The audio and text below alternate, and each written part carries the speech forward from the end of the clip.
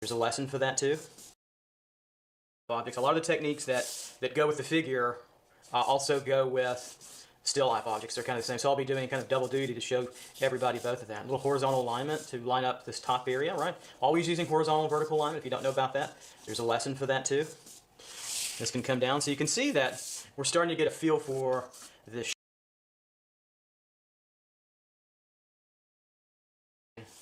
In my conception of form, I'm trying to break this down into volumes and solids. It's not unlike what we do with the figure. If you've seen other videos that I have, if you browsed a lot, hopefully you have, you've seen the figure done in a volumetric way, and that's the same kind of thing. We're just applying it now to still life objects. A lot of the techniques that go with the figure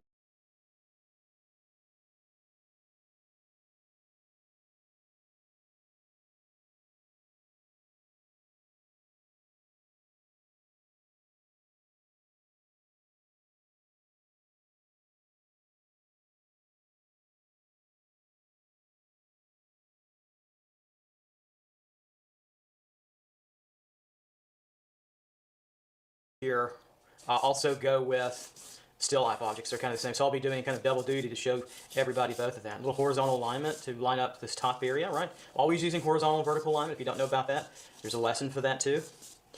This can come down. So you can see that we're starting to get a feel for this shoe. So this may or may not be accurate here. I don't care right now. I'm just getting some sense or feel of it, and later on we can do a whole lot of correction with our drawing if we come in. All right, so I feel like we got the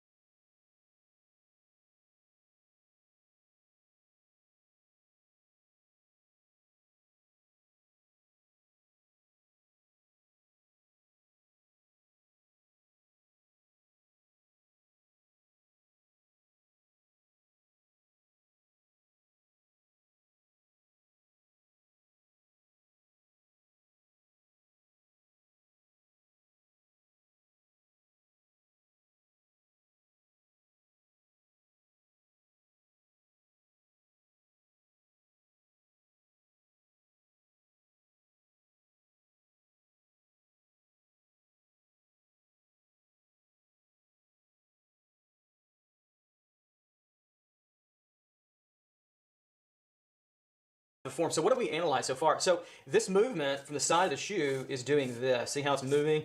It's turning downward, and then it's kind of cupping and going up underneath too as well. So we want to feel that kind of movement. And then about right in through here, later on I'm going to show you where that shoe, the sewing, that darker aspect of leather might be in through here. That's where, about right in through this plane break where I made that, that's where the form starts to arch over, right, into this other turn. So these arrows tell you what I'm thinking when I'm drawing. I don't draw that when I draw on my own, but they show, right, this kind of this movement in transfer on through. All right, so let's go a little bit further now, and we'll make this shoe a little bit more natural looking. So we'll take it from kind of a volumetric object, and we'll start to, or a conception of form, and we'll start to make it into something a little bit more shoe-like. So we come over here and we see this dips in.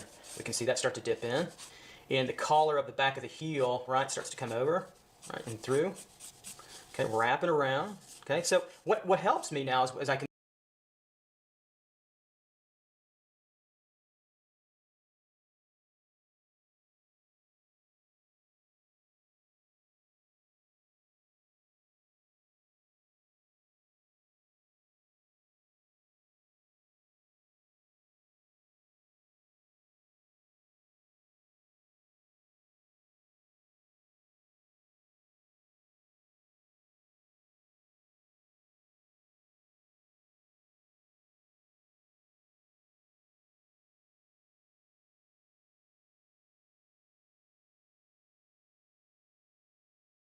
conceived form. I know that the heel of the foot goes inside here, so that's a cavity in through here, but it's also the top plane of our box, coming down and over. And so as I move through and catch the edge of the collar right in through here, I'm really mindful of that plane break. We dip down, okay, and over, and then quickly we come way up. So now we've got the tongue of the shoe. I think it's the tongue of the shoe. I'm not a shoemaker. I know somebody who designs shoes.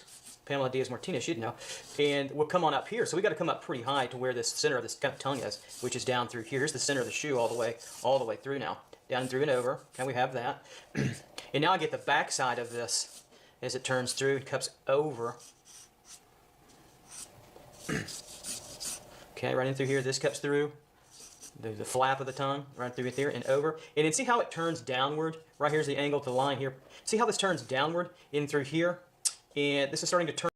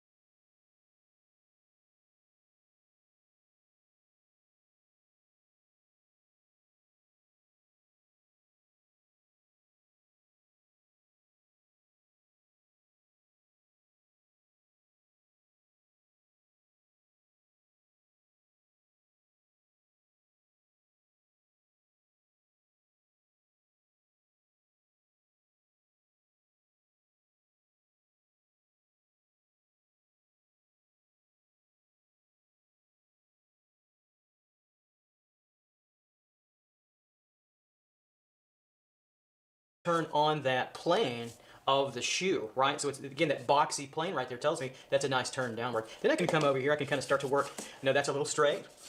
Then I can start to work this curve over. This curve comes down right in through here and over, okay? And so we start to get the meat of the foot where the shoe goes in, right in through here. It's kind of curved over. Start to feel that through a little bit. Work some contour line. If we need to, we can kind of get this little design in through here, okay? A little kind of extra tongue in through here.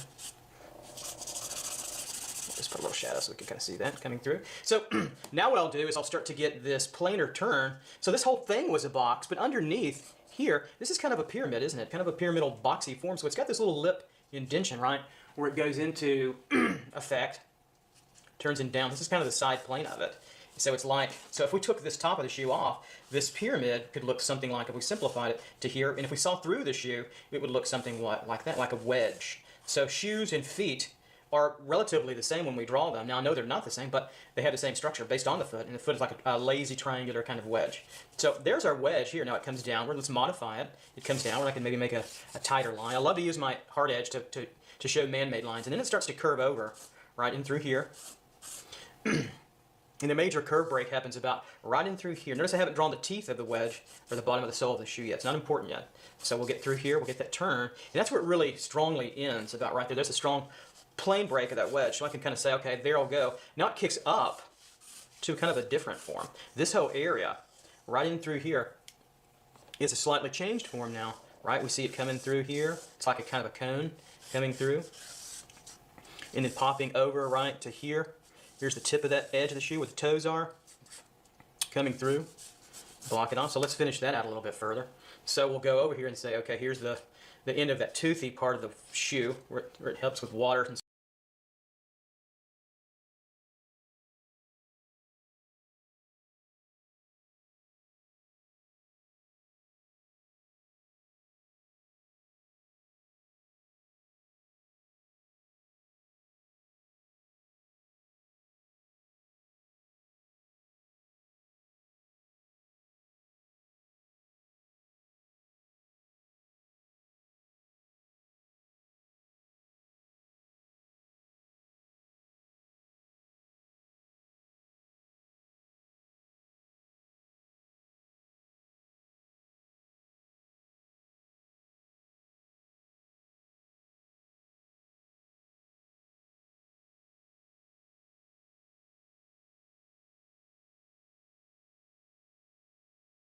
slippage and all that stuff, ice, whatnot. And then we kind of curve, it curves up because the shoe touches here, and then the shoe raises up off of the ground. So we'll bring that line over right to here. All right, we'll tighten that up a little bit. Okay, so now we're on our way. So this kind of all fits in together, like so. Now this area where you see this darker area right in through here, right, that's where this starts to turn and flatten out. So I'll go along with this kind of shading right in through here. I'll make a little broad shading stroke, a little soft, keep it kind of soft in through here. Right in through here I can smear just a little bit. I don't like to over smear or teach my students to over smear. Be careful that if you're doing that in your drawings, you're over smearing. It can be a little amateurish. And if you're not sure, send me a drawing, and if I can get to it and see it, I'll try to help you out and say, hey, you're probably over smearing here. All right, so this flaps over because it overlaps, and this comes back over with the side of the shoe over here. Here's the true center, about right in through here, up and over, right in through there. So this whole thing is doing this, right? It's turning. We're finding those forms. So we have a cube, excuse me, a cylinder, a cone, right?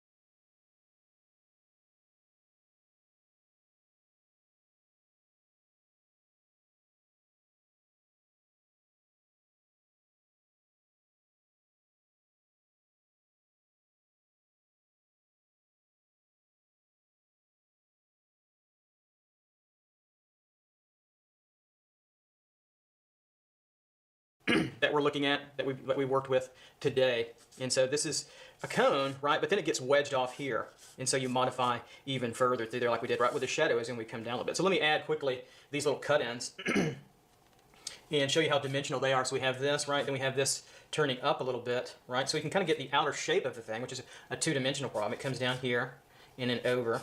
Now watch this. This comes in, so it's a 3D. It tells us it's a 3D form, so I can put a little shading, make that disappear in there a little bit further for you, right? And then we come in and over here. This tends to come down further. This could be a little thicker too. Start to add through that. Keep that sketchy. Coming in and through and down. So I'm just finding the shape of this shoe. And then we'll go back in here, like so. Put a little shading, let it fade off a little bit, so we have a couple of more teeth to work with here and downward. And let's see, maybe one more or so. And through here and over to there a little bit. Okay. And so these can bring back over like a blocky form. And through here they come over like a blocky form in through there. Okay. So now we're really on our way. If you look at what we have now, we have essentially the structure of the shoe. So I'll just draw a little bit of the tongue in through here, and then we can get on to the next one. Still not about detail. We'll get to detail stuff a little bit in the future. So I can take this flap in through here, and then I can say with my shoestrings, if we shorthand our drawing, I'm thinking about little oval openings, little tubes or openings, 1, 2, 3, and then maybe the other one's kind of hidden in 4. And then to get the gesture of the shoestring, just have a tonal kind of feeling to it, light and tonal. Feel the gesture, feel the rhythm of it. Even still life objects, just like figures, have a gesture. Almost everything really does. And through here, and then we can say the shoelace coming down, tie in right in through there, and then they tie up and over. And through here, 1, right, and then I can bring this up a little bit, 2, and then this one kind of ties over. And through here, don't be afraid to change and adjust, just like I did. All right, and then there's another tie, shoestring tie. In through here. All right, so let's take this now, and maybe we can go a little bit, use a little bit darker pencil, and we can finish this out. Give it a little bit of tightness in through here.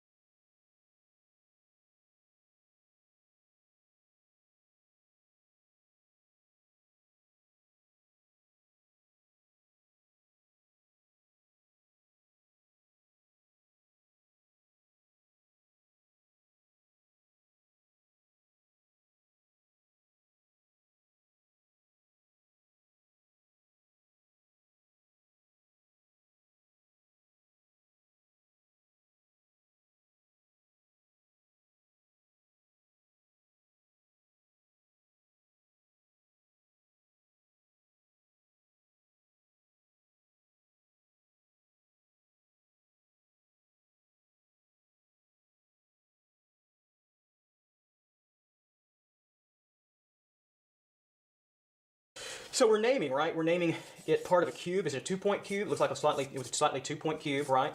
For the top as I go through here. We found that. Back over here and give this a little bit of more dimension. Depth in through here. Not a ton. I'm following shadow patterns, but this particular objects are not lit in a way for artists drawing, painting people. They're lit with a lot of different light that's reflective, so it's not as three-dimensional as you want it to be. We have to fight it a little bit further, and that's not a bad thing because we're seeking out these forms that are hidden. If I was lighting, and I didn't light this object, if I was lighting this object, I might just use one stronger light source or the stronger cast shadows that I'd want to work with. But I think for our purposes here, this works out, I think, really pretty well coming on through.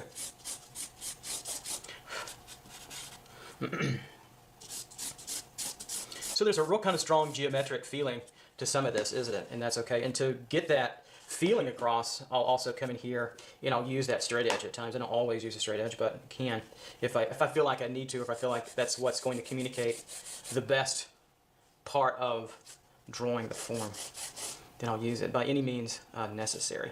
And so we have this little extra detail in through here, right, up and through and over. Here's our true center of our form, right in through here, coming down. That tells us we get this nice flap in through there, flapping on over. And of course we see this nice shadow that's made by about 2 or 3 different light sources right in through here to help that shoe turn right. Then we can get this side. So we're just emphasizing a little detail and a little structure. Structure is more important than detail, always, always.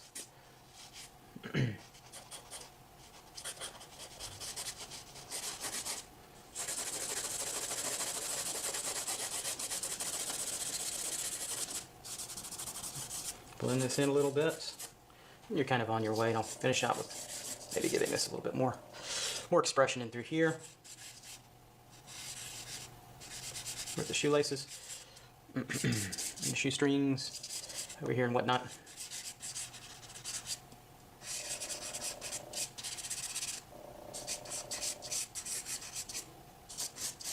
All right, so there you go. So we broke that down into essential forms: the cubic form, right, the cylindrical form, and even we pulled out a little bit of a cone I could throw if I wanted to.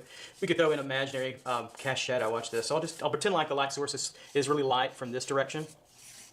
Okay, and that means that, and it's very not very intense, I guess we could say. And so just to give this a little bit more of a presence, this drawing, I'll throw a little cast shadow down here. And the reasoning or the logic behind it was just a better designed study to show you guys, but also to show a little bit of its presence, its physical presence on this table. So I could throw this down here and put a little cast shadow underneath here as it would pop through as well. Okay, all right. A little bit of extra line. Okay, all right, so there we go. Let's go on to the doll. Let's draw a toy figure, toy doll, and see how we do with that. So now we're going to work with this doll. So this little little figurine, little princess here.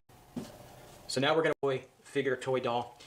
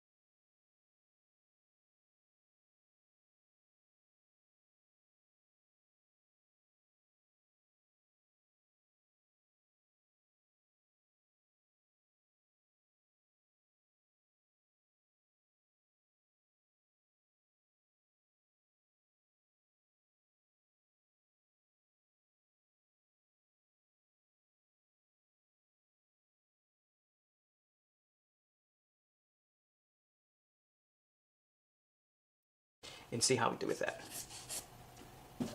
So now we're going to work with this doll. So this little little figurine, little princess here. And I'm gonna, for this drawing, I'm gonna use a pen, a drawing pen, the Coptic multiliner. I think it's a 0.5, and it's kind of a sepia tone. And I'm gonna use my trusty hard edge if I need it. Okay, so drawing the doll is not unlike drawing the figure in a sense. So if you haven't drawn a lot of the figure, this is kind of like that. We can draw a very volumetric kind of form. So we're gonna be using, I see throughout here the sphere. Okay, I see the cylinder quite a bit in many different locations, and I like to use my little hard edge, sketch with, and I sketch with it. I don't use it as a hardcore edge a lot of times. I just tighten up the edge. So my cylinder here, and then most definitely I see a cube. So we're gonna go find these things. Your friends are hiding. They trust me. They want you to find them, but you've got to work at it. But they're there. They want you to find them. And I see also, I could make out a cone or a pyramid for sure here. So I'll draw out a cone through here. Maybe I'll draw a better cone so you can see it. These are drawing lectures. I better be able to draw, right? That would not be good. Okay, and I'll put a little bit of contouring around that one, and of course the cylinder too, and the sphere a little bit through here. All right, so I can for sure see those as well. So all of these friends are located in different quantities and qualities, and at times they morph and they change from one back into another form pretty quickly. You'll be surprised by that. So let's tackle this little adorable doll here, and we'll work through. So the first thing I look for when I'm drawing this still life object or this figurine is its gestures, its flow or movement, its flowing. She's kind of leaning forward this way, isn't she? So she's sort of moving this direction. So we'll kind of get her to fall right in this kind of direction. So she's kind of flowing in through here. Now she's very head heavy, so she's got a pretty heavy head. So the first thing I see with that head is kind of a modified egg form and a blocky form right in through here, or it could be a cylinder too as well. And I'll show you what I'm seeing. So from the top of the tiara downward, we're going to draw her head in through here. Okay, and this is kind of a modified egg form. Now she's tilted a little bit, so we want to get that tilt. We don't want to draw her straight up, right? Because she's not straight vertical. She's tilted over. So look for that. Okay, so we have our figurine, or a doll, or child, whoever, and we got her tilted. Okay. Now it can be, since it is very contoured around, I'll contour this right, feeling that way through. She's like a sphere, but it's kind of a little bit more of an egg form. Or I could see it as, I'll show you a couple of other options. A cylinder, if we're looking slightly below it. Okay, coming downward, the cylinder could be tilted like that, and her chin is here, so I can feel that cylindrical form too as well. Or we could have said this is kind of like a block, so if we come over here,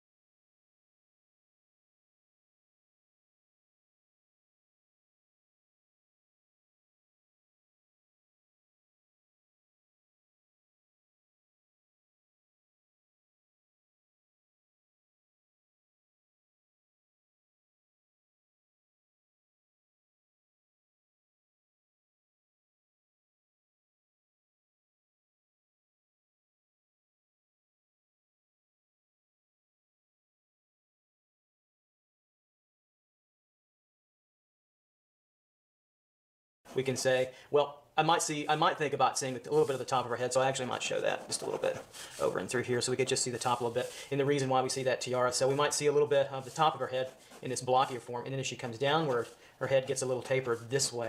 And of course, we see her chin there, right? And then we can come on down underneath. And you could even curve this out, so you could play off the cylinder and the box all in one kind of shot. So there's slightly different ways to approach that, and there are probably even more than that, but you probably don't need a whole lot more than that. But I went ahead and used this sort of an egg form.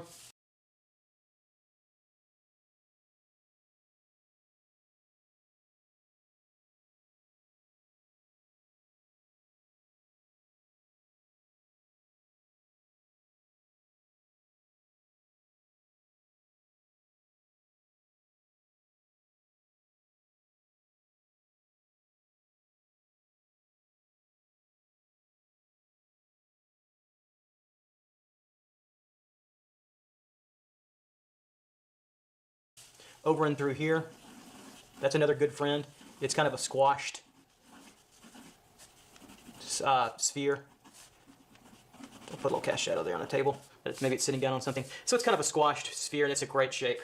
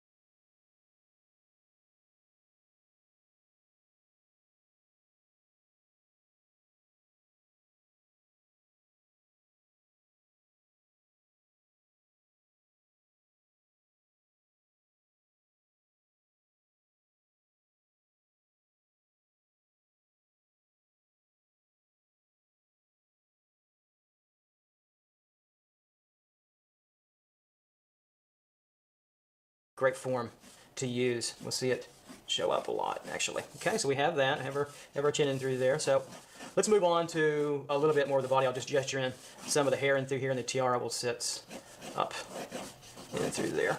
Okay, like so. And that's kind of a cone form, isn't it? Even though it's kind of flat, so we have that located in through there. Okay, so now we can move on. We'll move down, and I'll find the line for her shoulders, moving in kind of this diagonal, slight diagonal direction. So we have that.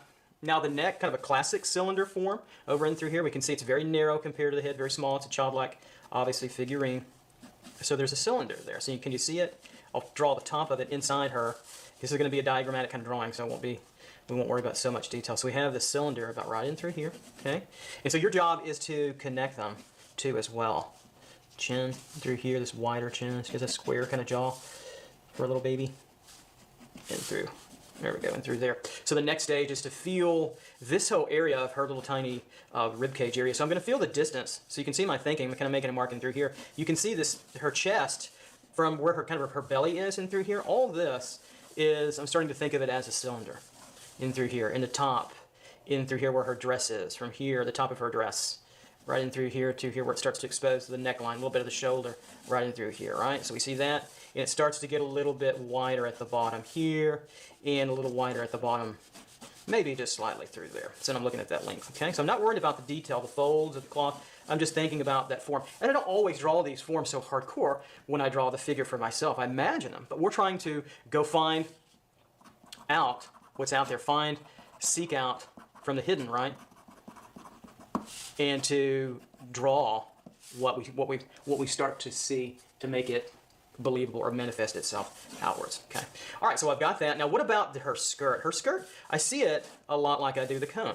Okay. So it's kind of a bell cone. It's really broad, or you could extend the cone way up in through here if you want. Maybe I'll do that for effect. So right in through here, just to make this a little clearer. This kind of umbrella shape.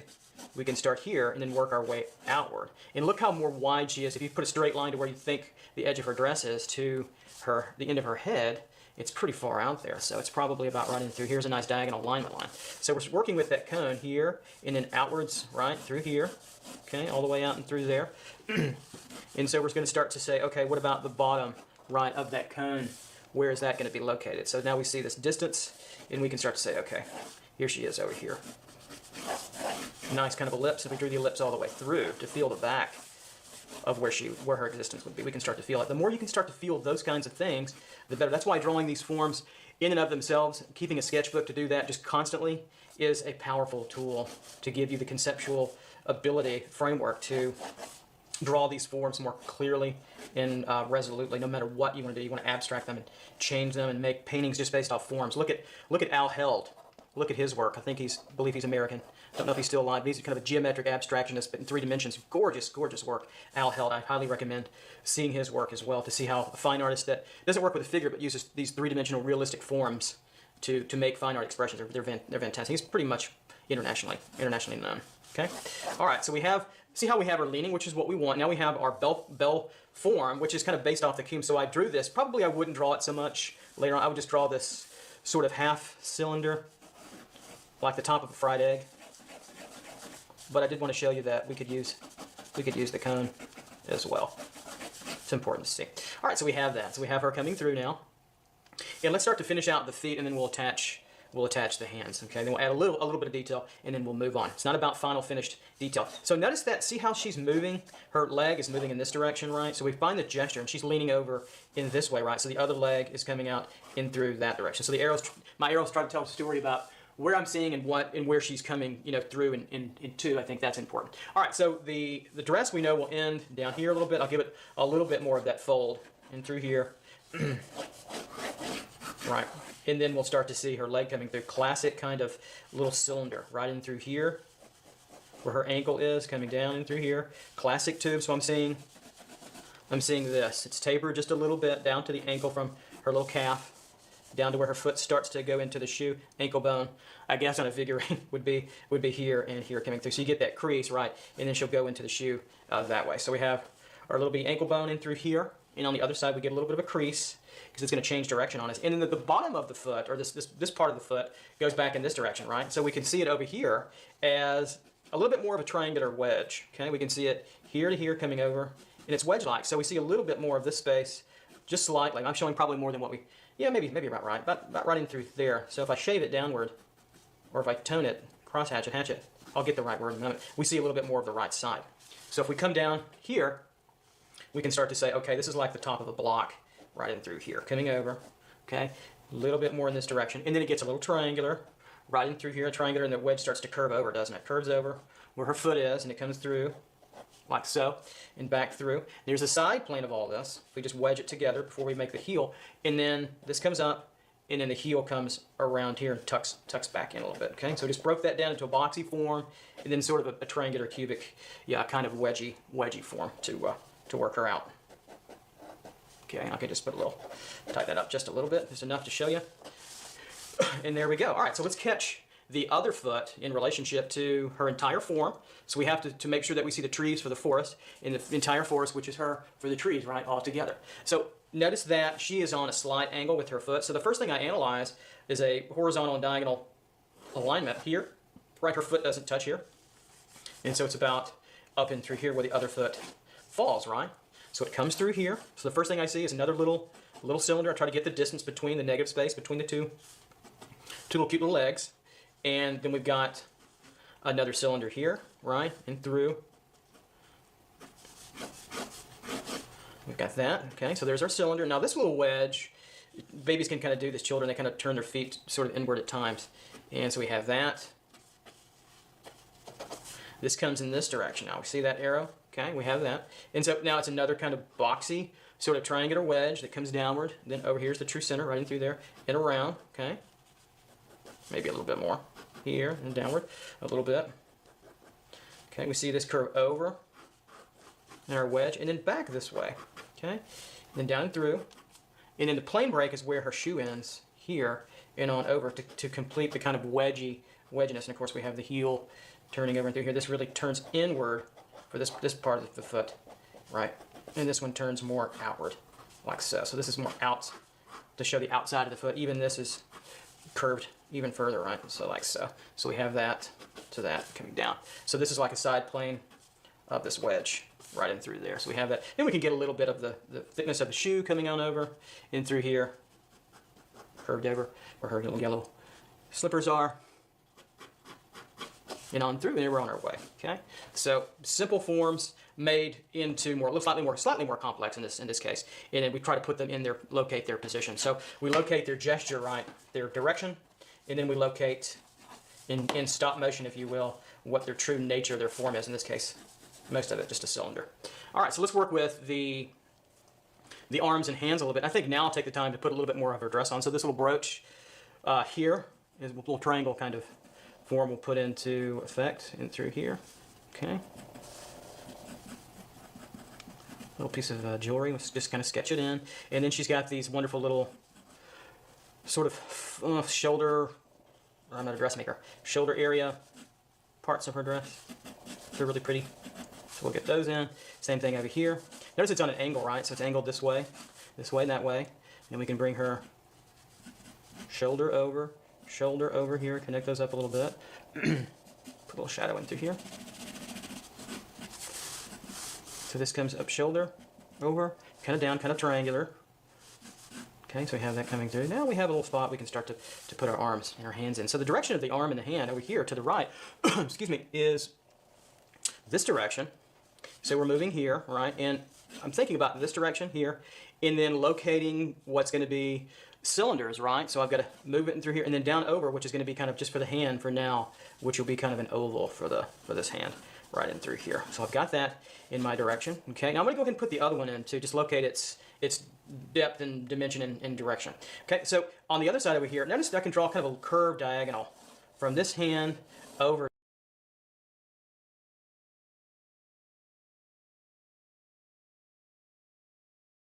to here to see where it's going to fall, and I feel like it's going to be about right in through here. Okay, I see her hand there, and so she's moving her entire arm. I can connect that. She's moving in this direction, that flow and direction there, and it's kind of, again, more cylinders and maybe an oval kind of egg form for her hand, for her entire hand. Okay, so let's start to get now the arm and hand together. So we have kind of a sausagey little arm here coming in this direction, okay? And it's essentially a cylinder. So we have a cylinder here, right? Okay. Get that over a little bit, a little lacy thing. So we have the cylinder there, then we have another one that's changing direction. It's a little wider here, right? You see it coming through in this direction here. So it comes over and on through here, right? And then it's kind of an egg cylinder form. You want to feel that through. So we have this turning in this direction and this one coming over in that direction as well. So we're seeking out our form. So it's a tube, but it's kind of a tube and an egg form together, right? We have that, and it starts to come downward a little bit. You could cut it open if you wanted to, like a cylinder, but it's also like an egg form. But it does turn. You have that turn in this direction across that way. It's really important to see. And then for the hand, we'll simplify this. We'll abbreviate it for now. This is kind of a boxy form in through here. The whole thing was an egg form. Then it can be a boxy form on the side. Can you see that? Little boxy form there for her hands. And then where the knuckles are, this can be a line coming over, like so. Okay? We could curve this over a little bit. And then her thumb could come out like a sausagey cylinder through here, right? And this comes down, this little knuckle, this condyle, the bone. She comes down and she's got another little cylinder that way, right? So we have that. So fingers and hands and toes are just like the bigger form. So if we continue on, she's got, is that 4? She actually have 4. Cartoon figures only have 3, so she's not a cartoon figure. So we'll come in, and I'll show you a technique you can do for fingers too, is you can pretend like they're in a glove, so group them all together. Their flow and direction is back that way. Do you see that? And so all that, for now, they're grouped together here, and then they emerge this way. Now they all are separate, so there's a little space between, but we do see the entire flow coming out this way. And then to break them down a little further, we have each finger is a tube, comes down this way, and then another one slightly in this direction. And then the same one over here, separate form, okay, coming out of this boxy form, okay, downward, and then another little angle, and through here, here's another tube, through there. Then the same thing, it's pretty light there, it's hard to see.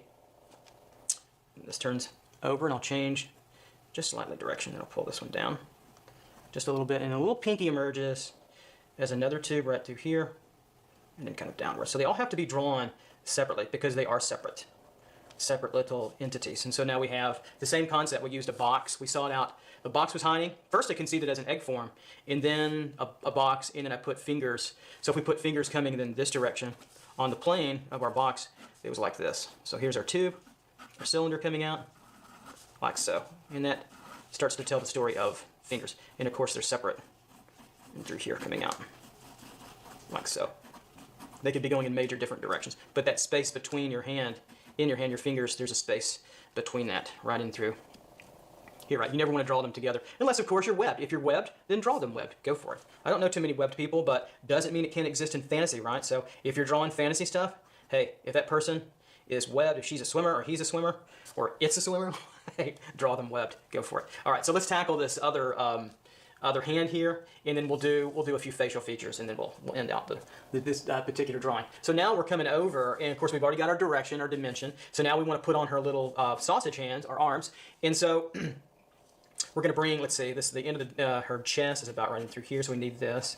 That gives us some negative space. Hair is about right in through here, coming down, right? And so we see her little arm coming out this way, and we see her little arm with a little shoulder exposed. It's a little wider in through there. This could be a sphere. See it? Maybe I could conceive it as a sphere right in through there.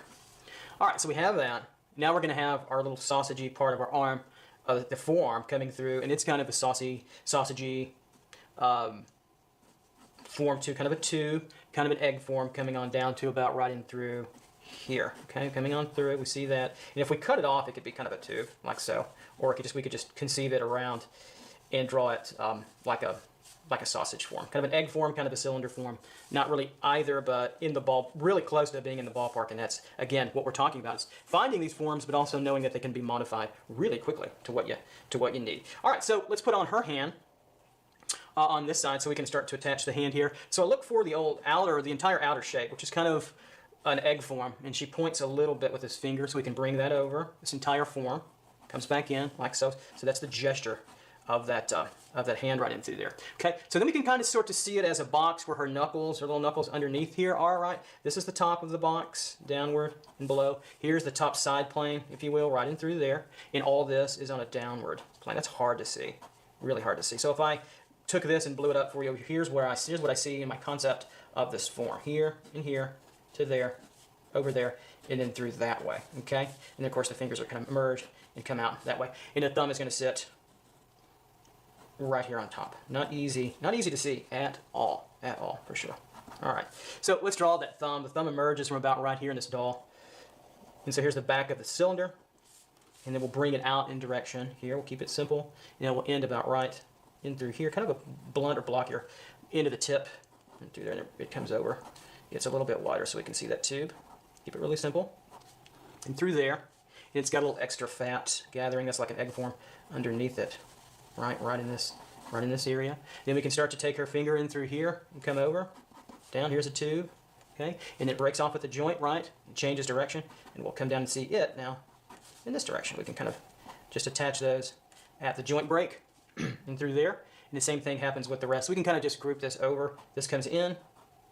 There's our tube there. There's our other tube hiding in through there. Same thing. This one gets hidden over, and then the pinky emerges. Any finger right in through there and up and over. And they go back into the fat part of the knuckle.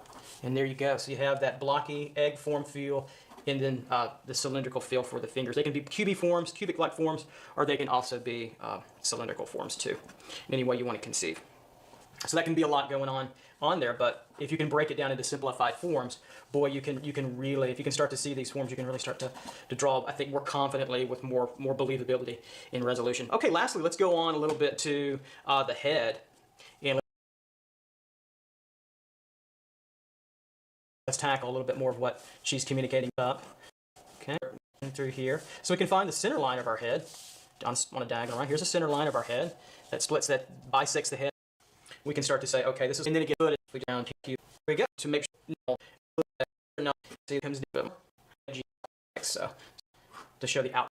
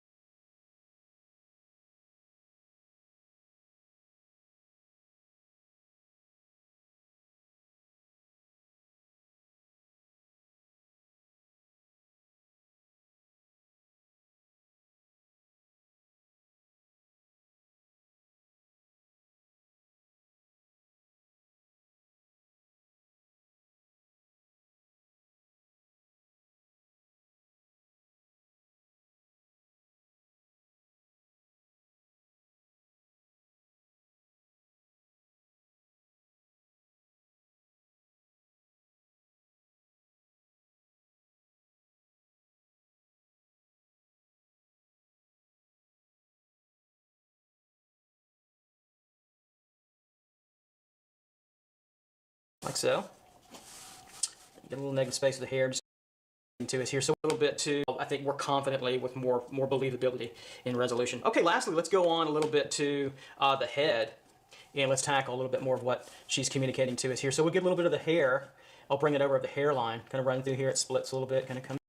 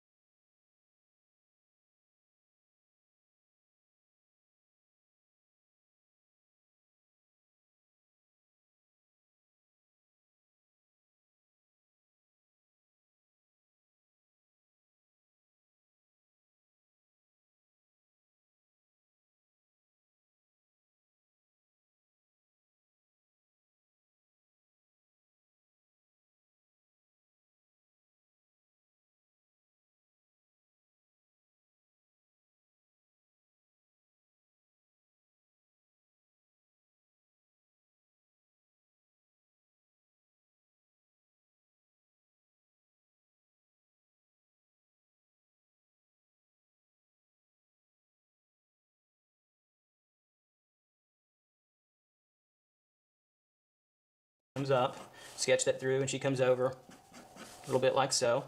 A little fuller through here, okay, like so. Get a little negative space of the hair, just getting a bearing of what she's doing. And through here, her hair comes down. There's the gesture of the hair. That looks pretty good. So let's tackle this head a little bit. This really hairline kind of frames her in this direction and through here. So we can find the center line of our head on a diagonal right. Here's the center line of our head that splits, that bisects the head into two. And for this head, the eye line, a little bit different than normal human head, a little bit rounder and taller. But right here about center, so her eyes, eye line, the center of her eye is about right in through here. Okay, and then we'll make a little mark for the bottom of her nose, a little lower in through here, and then she's got a kind of an open mouth, a little bit right in through here with a kind of an open expression. Of course, the ears will be about on the eye line for her and over there. So we'll make a few marks so we can see that, just to get our bearing straight for our figure and our figurine. On this head, so we can start to place these features in. They're fairly flat, but I want to make a comment about the eyes and the head a little bit. Even though they look flat on the figurine model, I really want you to conceive them as spheres or as balls, little tiny like ping pong balls for the eye. And so we've got this rounded eye, but then her eyelid, actually not eyelash but lid, sort of comes over like this and down, right? So we have that, and then we have the other, oh, there's some eyelashes there, eyebrow up and through here. And so she doesn't have much of a bottom eyelid that's exposed. I'll put a little bit here, and it kind of ends in this diamondy shape over, maybe just a little bit underneath. You don't want to put too much eyelid under here, make it look older. She's baby young, right? And so this whole thing is a ball, and then we get this super huge anime kind of an eye, pupil and iris here, right? And then highlight there, and a little bit more dynamic with the pupil in the iris kind of in here. So be careful, all of you kiddos out there and whoever. My audience tends to be a little bit older, but anime is fine, but be careful. Start to think of the eyes as three-dimensional rounded balls, Christmas balls, but it's the sphere.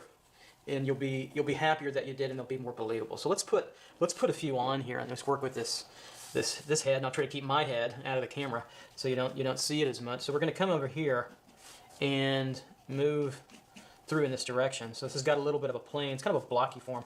The side jaw here, and then also in this direction too as well. So it gets a little shaved off here, and also through here, and we'll kind of put on her little chin right in through there and there. And so the eyes, this whole system, including the eyebrow, is pretty large in through here. Here I can get even more complete by outlining her face and mapping this in the sketch. And so this whole system, this curve from the eyebrow comes over and on in. I can see it this way, very, very gently. This system, look how large the system is from the raised eyebrow, kind of a happy, gentle look here, and this kind of comes over in this system like that. That's like the whole eye socket of a skull, right? But you can also carry that over to the bridge of the nose, which is very, very slight. It comes down this way, and I don't want to make hay of it too much because it's so soft it barely comes out, because she really has kind of an upturned little button kind of nose in through here. So we have that coming down. And so that's where I'll see this rhythm, and I can actually grab the nose first. And the nose is it's this sort of coney shape like this, downward through, so we can make it into a little bit of a cone first. You can see it like that, that might help. Little hub here, little hub with the width on the other side, and then we can come up a little bit and downward where the ball of the nose is, right in through here a little bit, and then she's got a little upturn for the nostrils here, and a little bit of the nostril there. We can start to see. You can start to see that a little bit better. Little tiny button nose, not a lot there, right? Then let's get the eyebrow in, so we'll kind of just tone in the eyebrow. But again, the point of this over here is to show that this whole system is rounded like a ball, this whole thing, rounded through here, but the actual eyeball part of it is about right in through here. So I'm going to keep a real light touch in my pen so it doesn't get too heavy, but so you can still see my thinking. In through here with her eye, okay, and up and over, rounded ball first. And then I'll get the diamond shape of her eye, which is kind of on, you see it on an angle like that? So she's on an angle this way, and the other one is angled slightly that way to give that uptick. So we have that I'm looking at, and then of course we have just a little bit of that eyelid with the upturn of the brow, or the lash, excuse me, in through here. And we'll come down, right, come through and over, and then of course we have this eyeball, this pretty big eyeball, in through here, okay, and over, and then we'll come down,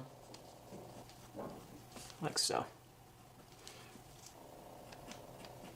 And we get a little bit of the white of the eye showing in through here, just a little touch, like so. And so the pupil and the iris sit in here. It's pretty large. Essentially, these are just circles at this point in time. Here, sketching that in, and then there's an extra sort of sub-highlight here that we see. And then the main eye is broken down kind of into a little flatter pattern right in through there.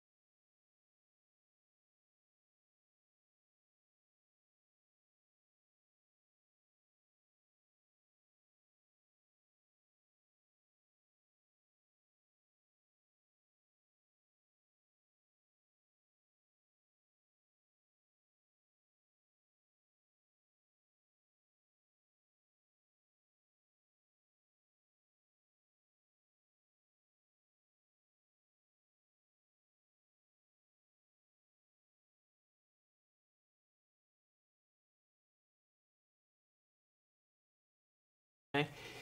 And then rounded maybe just a little bit more in through here. And then she's got a pretty decent height, another sub-highlight right in through there. So we can tack and tone in this eye just a little bit further. But everything was based off of our best friend, the sphere. This whole system of roundness right in through here was based off the sphere. So I think that's very important to know. You've got to have that going on for yourself rather than just drawing it, thinking about it flat in the beginning. And you can turn it into flat style later. That's something that younger or less experienced people in drawing don't realize. Most drawings are done with a three-dimensional feel, and then the flat style comes on after that. Okay, so we can make this a little bit of a sub pupil into here, the iris area. Okay, so let's go now for the other side. And you can tell again where the brow ends here, but it wants to pull down into the eye, especially coming in through here, or excuse me, down to the nose, in through here. And so we get that feeling, but you don't see much going on there. There's just a little bit of form, kind of a tube, just barely. It's really soft because they want to emphasize her little button cube, cone-like nose in through here. So let's get the other eye. Now the other eye is sitting on a diagonal, remember? So she's sitting on a diagonal. Keep that. So you don't want to make that straight across. You want to keep that at a diagonal, right? So we have that. Okay, so we get the eyebrow coming over here. Okay, and then downward, coming through there. Okay, so we have that. And on through. Kind of feels this rhythm of the head too over through here. You can see that coming over. And then we get into her hair overlapping her ear a little bit. And we can add some of these curls. You can even add that while you're thinking about the eye a little bit, so just to get closer to getting it finished. Getting that movement rhythm. She is really fun to draw. Most things are, I find that, obviously. I'm a professional artist and I teach as a profession in public service, so yeah, I think that drawing's pretty fun. Would think so, right? Okay. If not, we're in trouble. Everybody's in trouble. All right, so you get this ear folding over a little bit here. Okay, so the eye again. So remember, on that tilt, so tilt it over here. See how we can help locate that by diagonal, then bringing some horizontals over, or roughly horizontals over. So ball the eye. Get that ball of the eye right in through here. Nice and rounded through. Okay. Just the rounded part of the eye. She's on a diagonal angle with her entire eye. And it's not lower than the nose. We see that too as well. We got to be careful not to make it lower than the nose. So here's the ball system. There's the sphere that I'm thinking about over there. Then we're thinking about right the diagonal. So from the eyebrow, lash here, and if I look over where the eye ends, right in through about right to there, see how pointy that is? So that makes kind of a nice line for me to go for in my drawing here. It's kind of like a little American football, or if you're in Australia, like an Aussie rules football. It's pointy a little bit more. I think ours is more pointy in the U.S. because you guys, Aussies, kick it more, which is a pretty cool sport, mostly. And this comes down a little bit, so we get that little bit more of a pointed look through here. We have that coming through. And so lastly, to finish this out, we want to get that pupil and iris, which again are just super huge, right? So here, that comes across and over, and then over here, there's a little bit of white of the eye that shows through. So now I won't touch right in through, down below, kind of right in through here to get there. So getting here, the more you can feel that, the better. Contouring around, so it's kind of rounded and soft. Little light contours, rounded over. This is kind of like I'm thinking about a cylinder. Even though I know it's not, it's a head now, right? So, but it's got a soft transitional curve, just like this, just like this. So the truth of this is this contouring, right? Around the form, around the form. Here's an ellipse on it. Same thing can happen in through here, okay? So let's put the mouth on this little princess, I suppose, and maybe a little folds, and we can be done for this part.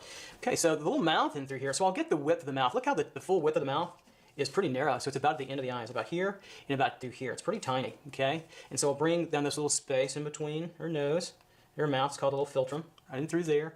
And then we'll start to just put gently on the V shape of the top lip, okay? Then we'll curve this downward and through here. So it curves, especially in ladies, it curves deeply, and it wants to curve up, and then it folds over, like so. This whole area is like a little sausage here for the top lip, a little sausage for the left part, a little egg form, and kind of a little, this is a little bit lazier on this side, and a little sausage on the right side.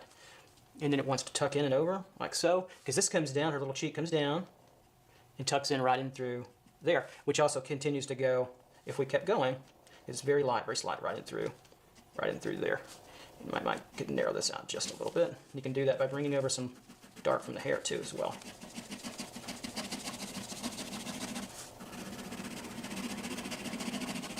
Okay, so we've got the top lip. So the bottom lip is, and this is a little fuller, the bottom lip is opened, and so we have that open mouth, and it gets sort of tucked in. Here's the flap of her cheek, roundness of the cylinder, and then it becomes maybe an egg form right in through there. And then her little bottom lip gets tucked in underneath here where my point is, and on the other side, that still gets tucked into the top. The top overlaps.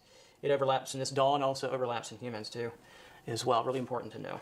This kind of starts to curve over. And then we get her really full bottom lip, fuller than the top. It's kind of an arched curve. So, it narrows out a little bit as it starts to get overlapped by the underneath through here. And the same thing on the other side. Through, and through there and up and over. And so we get this kind of rosy cheek mark in through here, kind of rosy cheek mark in through there. So she's got a little bit more of a, give her a little bit more open than maybe what she's got. I could close it up a little bit. I can put a highlight, and then I can contour, if I give a little tone, on this lip contour down and over a little bit. Now, the thickness between, in my drawing, I'm a little thick here. I don't mind it, but to correct that, where her chin would be, and I got a little bit, a few folds coming in. I could have used a block or even a tube if you wanted as well. So I won't fuss too much with the tiara. We'll leave that. And we've got a little fold. So the last thing we'll do is we'll look at a few folds coming in here and on up and over. And I'll give a little bit of hatch line to turn them underneath like so. A little fold in through here. And then with folds, I'm really thinking a lot about how they contour over the cylinder here. This movement in this direction, this is flow through that way. And then they're little bitty tubes in cylinders that we can start to break down and give a little bit of contour on. This tucks in and over. This tucks over. So what tucks in may get a little bit of a darker line through. This tucks over, it's a little bit lighter, and then back on in that direction to start to give us a fold in through here. Okay. So we broke down a complex object, and we made it more manageable by looking at what? By looking at two, and then give them and name them, seek out what their form really was in objects. So I'll do it. And so now we're going to come into contact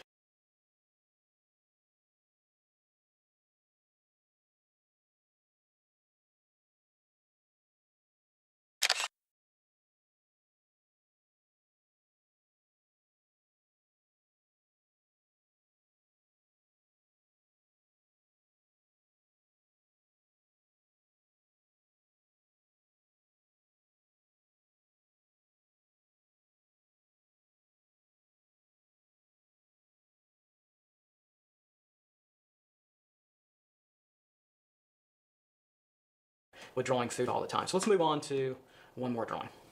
So now we're going to take on the challah bread. So this object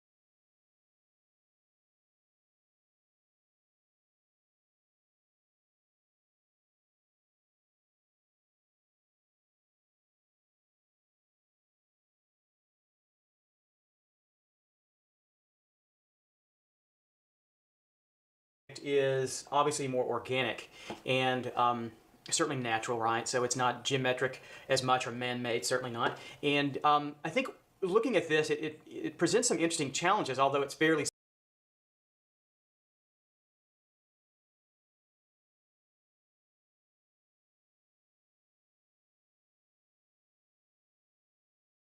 Watch what eggs do to your cat's body. Wet food.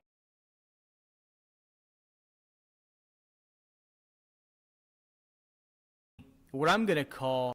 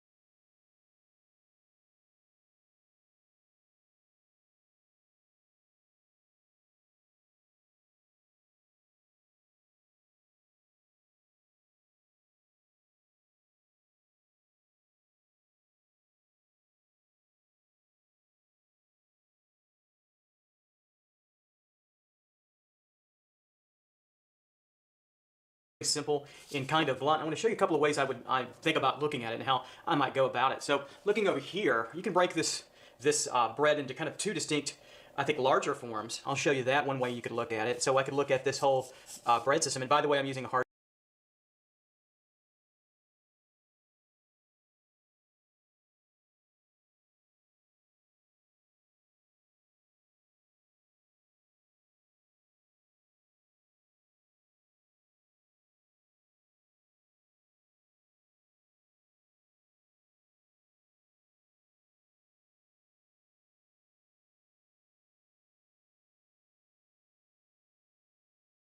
charcoal pencil for this last drawing. So you can look at it. Here's the bread laid out like this, kind of like a brick or a real strong, excuse me, box form, if you will. So you know, bringing down the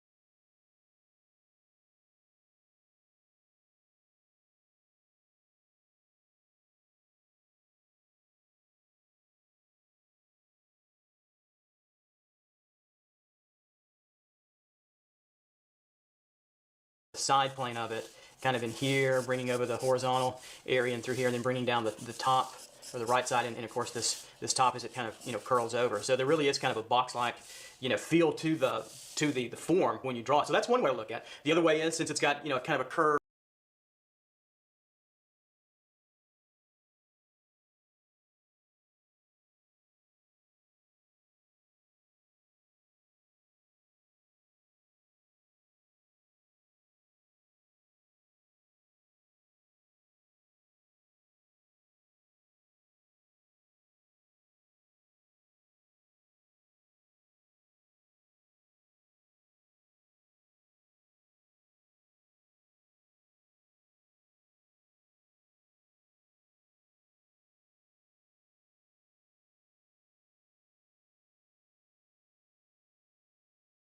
curved organic feel to it, we could think of it as a cylinder, right? So we're moving in this direction, correct? And it stays about the same thickness throughout here and in here, and then we could kind of cut it off like that. So we have what could be this kind of way to feel the form through, right? So it moves back in this direction with each form. But then also, I think looking at it, we can think of this as maybe two forms that are put together. So they could be over here, I'll say they could be two sort of egg-like forms, right, that are co-joined together a little bit here and over and through here.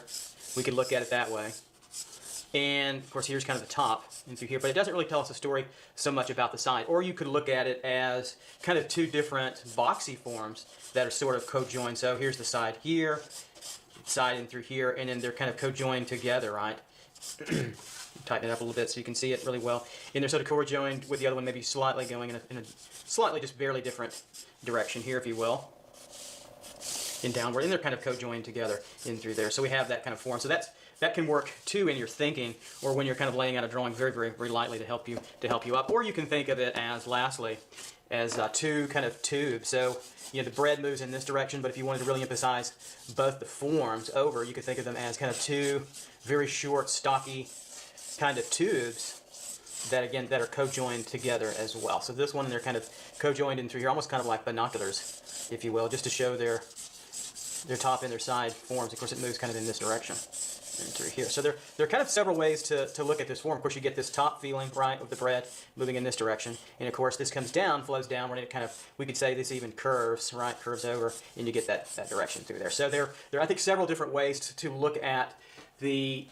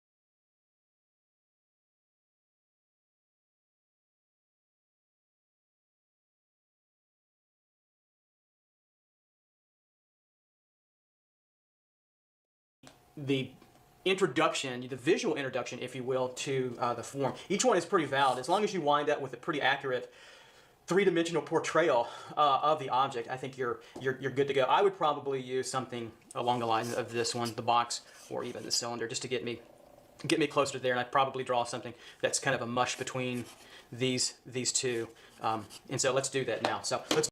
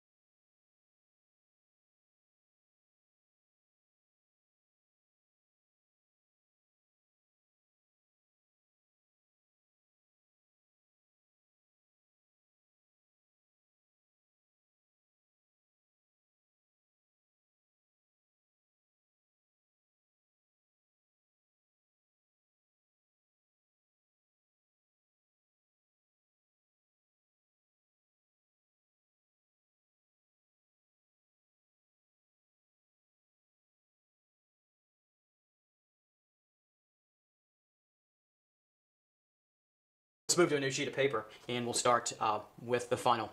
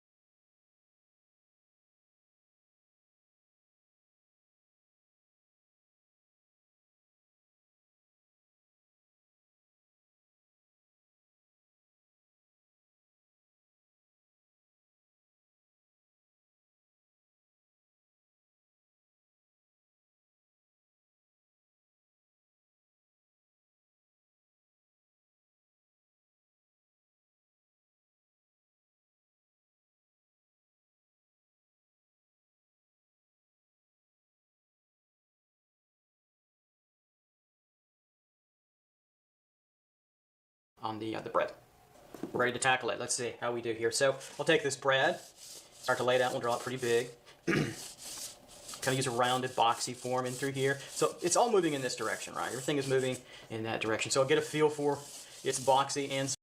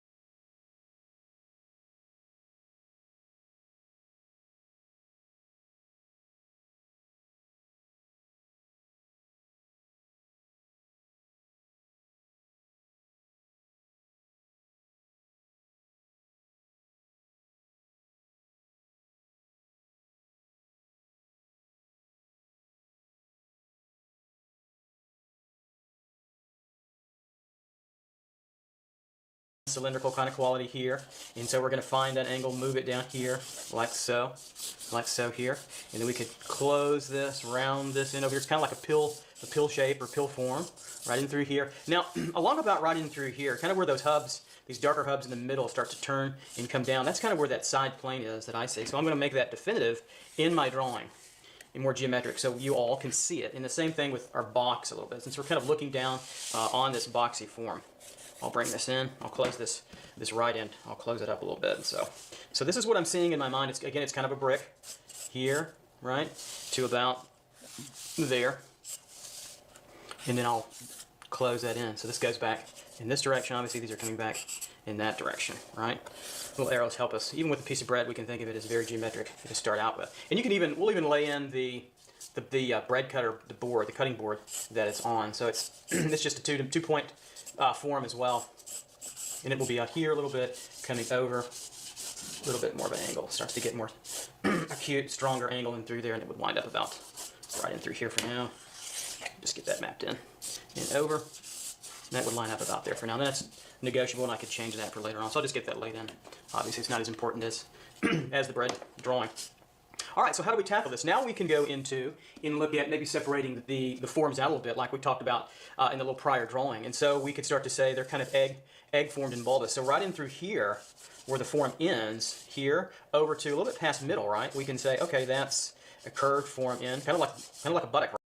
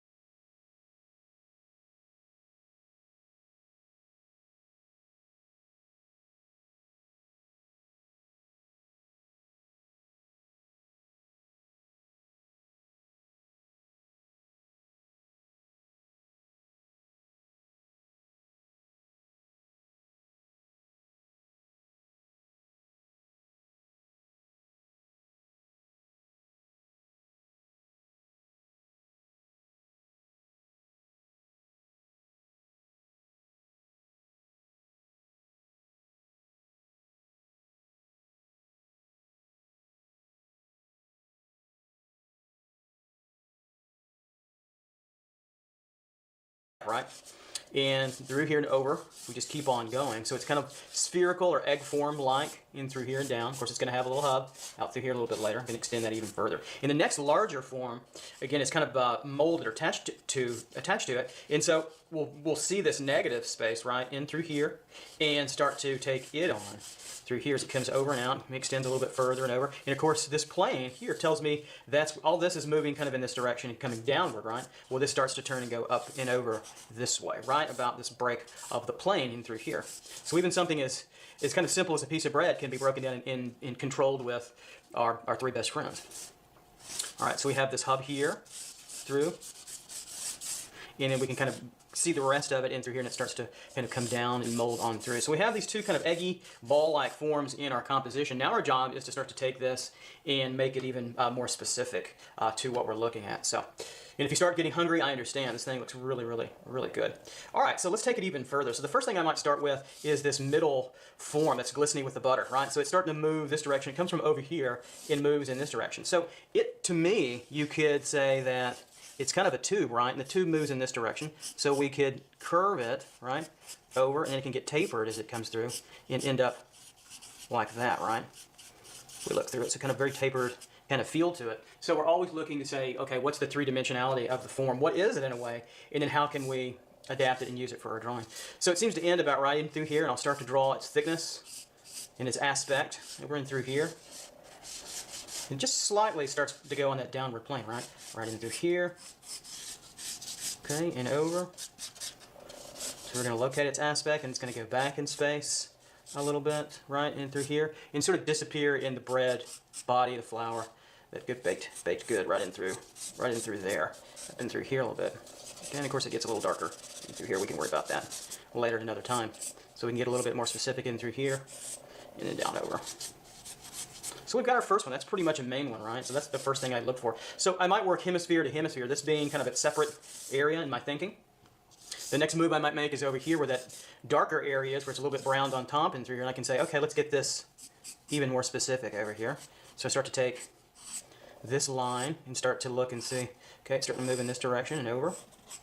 Okay, get that outline of that bread more firmly. Now I start to see this as this area where it's brown, a little bit more as a box. Do you see that? This box top right in through here. So this plane, see how it looks like a box, a top plane, okay? And it could have a very shallow kind of side here. And of course it curves down and over, and we start to modify it, and it gets rounder as it disappears. You know, can you start to see, you know, those kinds of attributes as well? So we have this, right?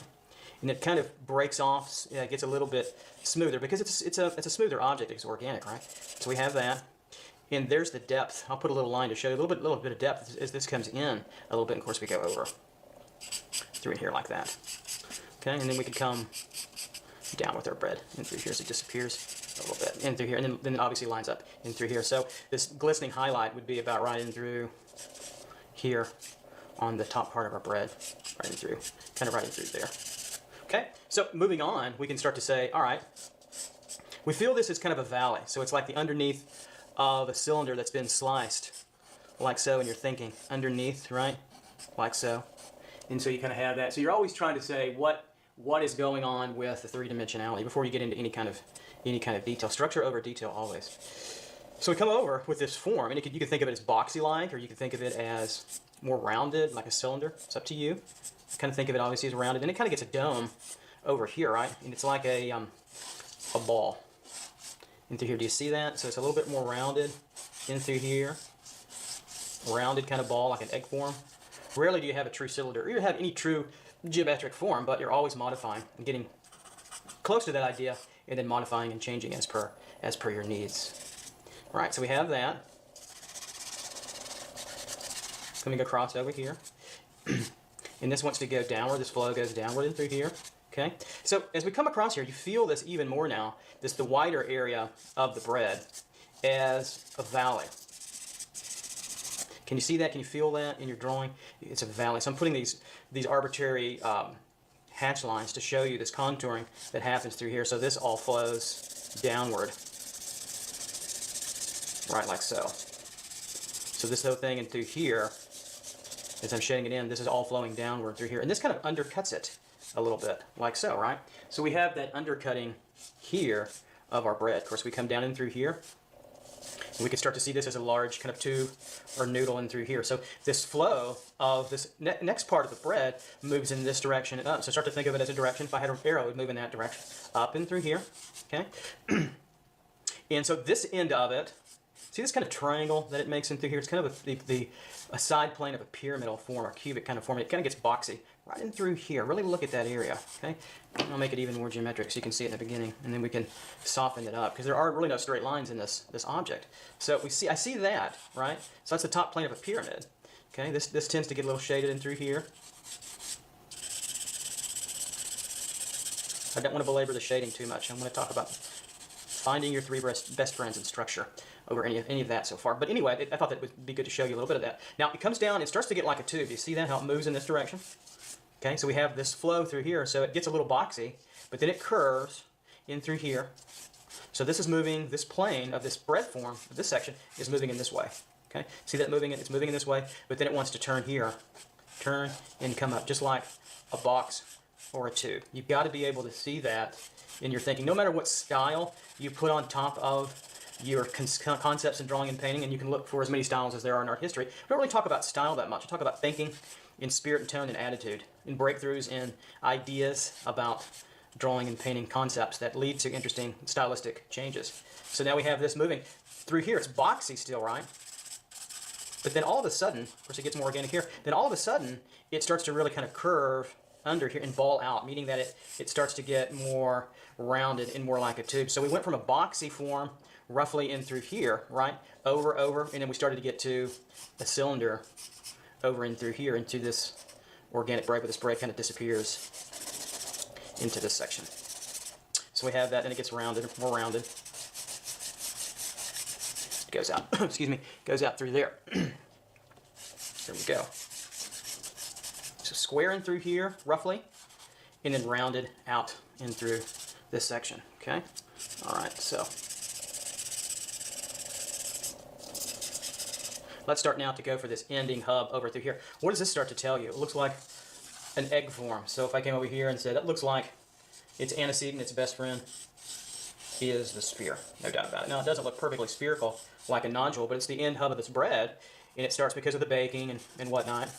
It starts to take on a nodule kind of effect. And so we have this, and then we have this form in through here that reminds us of the cylinder. It gets kind of eggy, like a chicken egg.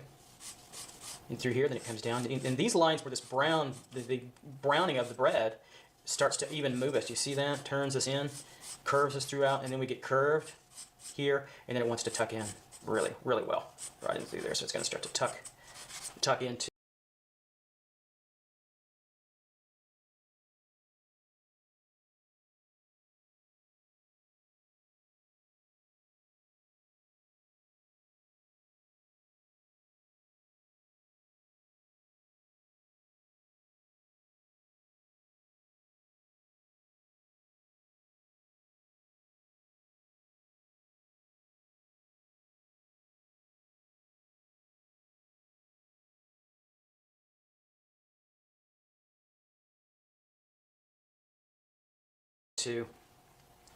the plate of our that we're sitting on the cutting board and through there, so it's a tuck. So we're really moving down. So it's telling us when we come over here, that form is saying this. Your best friend is saying, you sought me out, you got me now, and then so I want to take you on this journey around, underneath, and tucked under. So no matter if you're looking at Monet or Vermeer or Rachel Rausch, Dutch still life painter, or you're looking at Al Held or some contemporary artist, Lucian Freud, if you're painting representationally, Jenny Saville, those folks, you know, that you might not think, they're still thinking in this way. They have to think in this way, three-dimensionality. So comic book artists, you guys, you name it, you ladies and gentlemen out there, you name it, they'll be using this technique. And any artist that I don't know. All right, so we're moving on with our bread through here, our structure of our bread. Okay, and let me go ahead and just take a moment. I'll fill this kind of browning over and through in a little bit further. And as I come around, as I shade a little bit, I'll move my pencil in the contouring way that it moves downward around this form a little bit, just to help its movement. Now, I know there's a lot more complexity going on here. I'm really not that interested in getting all that. I'm just getting a structure sketch. Just keep that in mind. Okay, so let's move on. So we've got really one hemisphere already of our bread done, and if you're not getting hungry, you're probably not working hard enough. So, not teasing. Next step now is to separate this hemisphere. So I'm gonna pull this over a little bit. Don't be, if this is off, any part of your drawing or it needs to be adjusted, always adjust. This is your guide over here to get to this, and this now dictates over your guide. Let it be your final, since we're getting to more structural kind of detail. So as I come in through here, as it tucks underneath, I've got a little hub under through here. It's almost like a little oblong cone right in through. Do you guys see it right in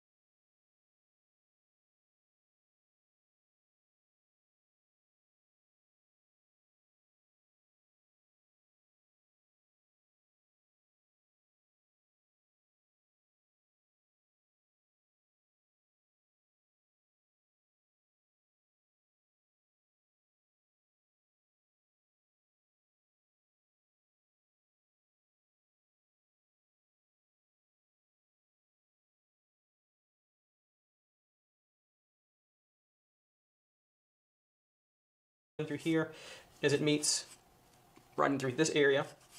It gets a little darker, kind of comes underneath, and it meets through here. Then of course everything gets toned and shaved down and moves your eye this way. And so we can shade this a little bit more, a little bit more in shadow. But in its nature, it's kind of this rounded cone that ends up kind of over in here where it gets a little darker, a little brown. So this moves over where these forms tuck in. This tucks up underneath this one. And then we have this one kind of coming, emerging, molding, and then overlapping just a little in through there. I can show a little bit more darker line right in through here. Of course, later on that's cast shadow.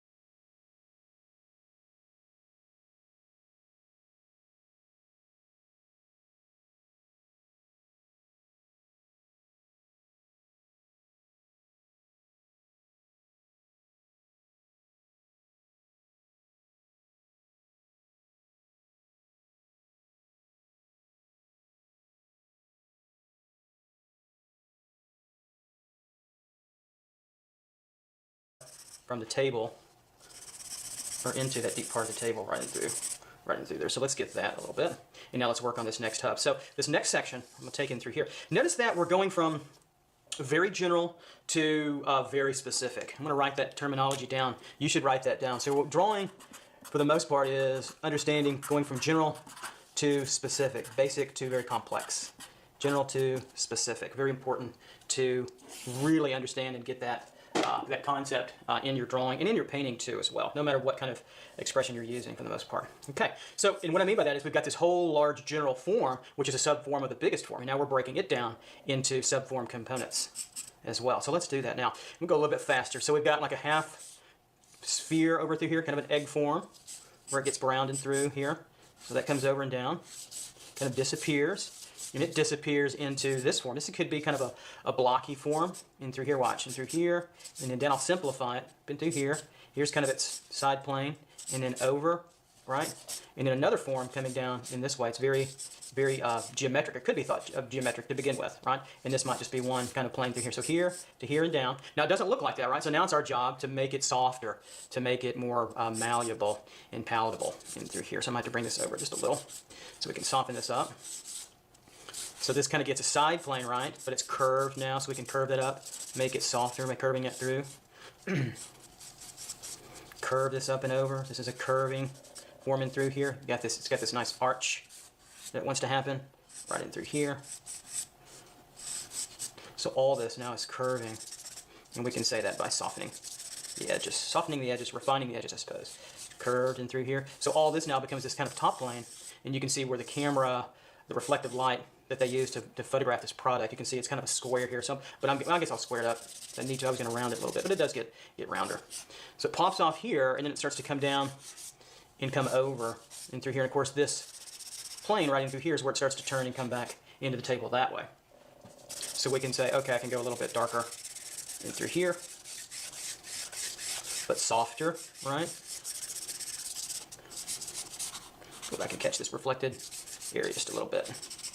So this gets softer, rounder now. So we want to get back to that rounded form, but we can see that this was a side plane, top plane, another side plane, and another side to this left side. So it was based off your best friend, the cube, right? But then there were modifications to that. And you had to be aware of what that form is giving you. Was and is, I suppose. So right in through, this disappears a little bit, turns in kind of on itself. It's a little bit extra shadow.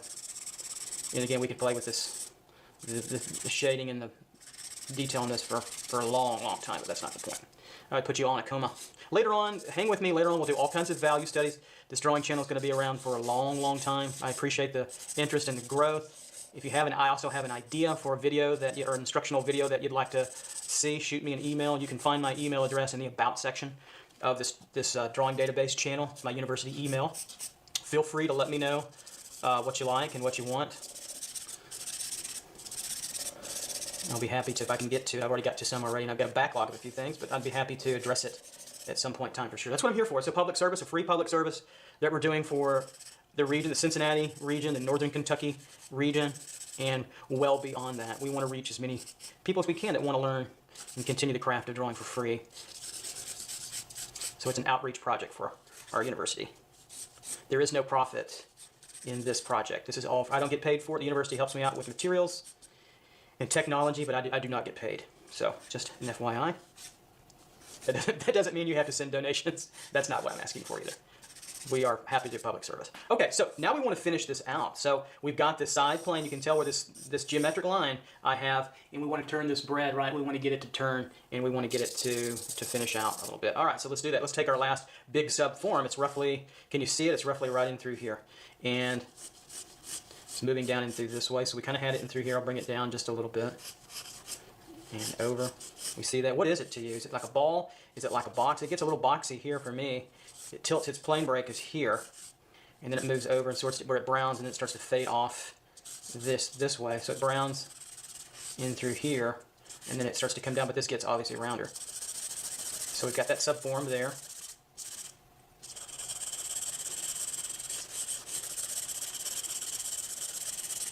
And of course, you can even break it down into smaller subforms. These are like little tubes, right? These little detailed areas here, where it gets dark, and then it gets lighter here, then it gets dark in through here. I think of those as little extra tubes in through there, and it fades off a little bit. So you can break down your subforms into more subforms, and this can go on into fractal, kind of thing. It gets really complex.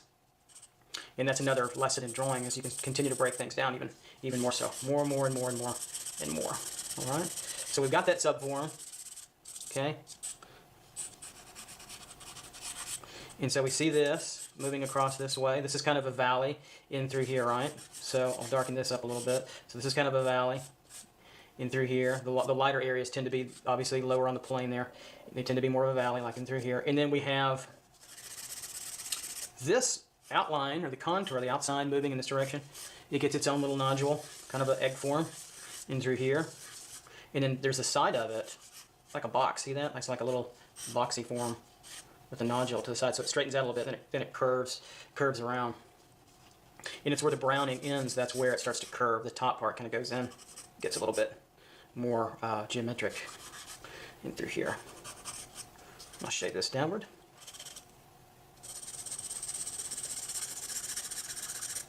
Like so.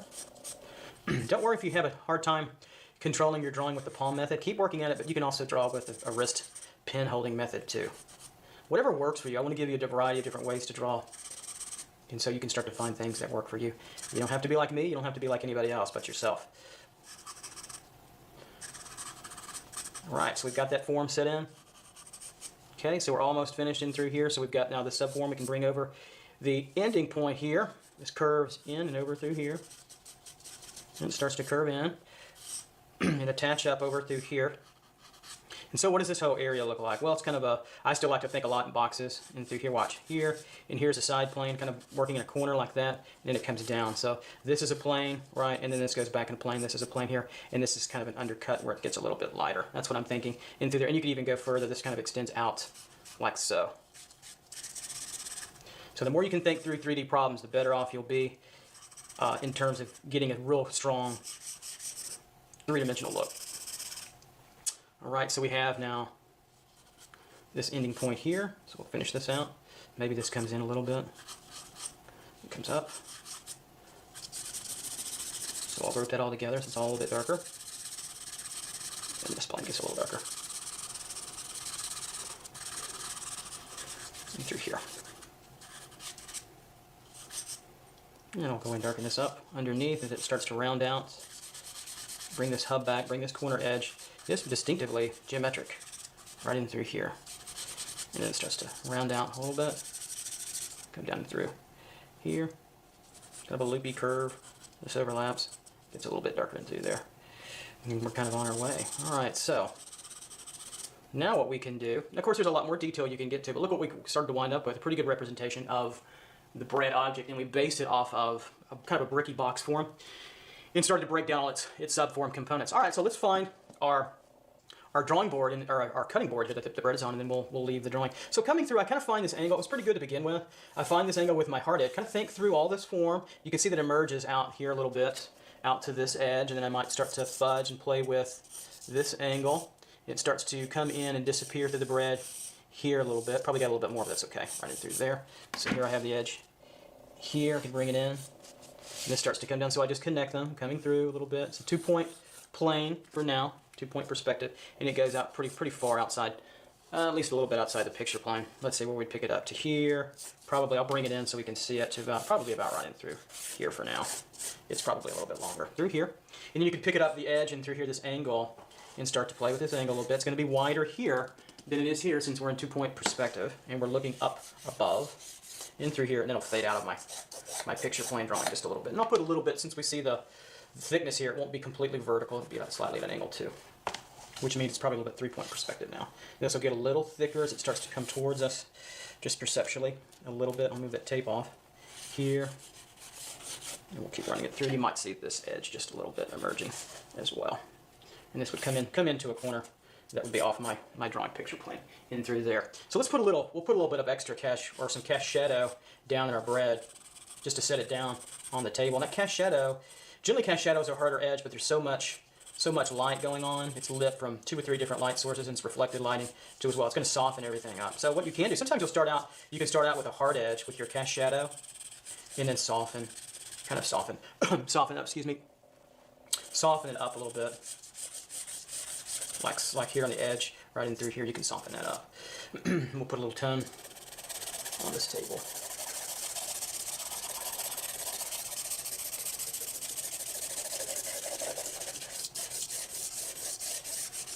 Through here, and you can put that down. I don't want to belabor that. You can finish that out on your own if you want. It's really a lesson for another time. So we'll cut a little bit. I'll just finish this cast shadow up to about right here, and I'll let you go. So we can do this pretty quick. Just a little extra dark. Not too dark, I'm not beating it down.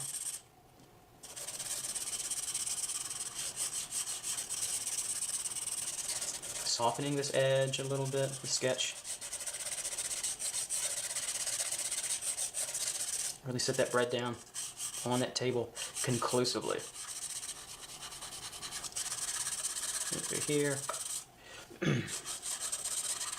And over a little bit more in through there. And we've got that bread sitting down pretty well. All right, so there you go. So that's a lot. There's two different lessons. One traditional media, and then one, of course, in the Wacom, the Cintiq Wacom, the 22 high def. So a lot of you may not have that, but it's a great tool to use, and I'll be using it even more for lessons in the future.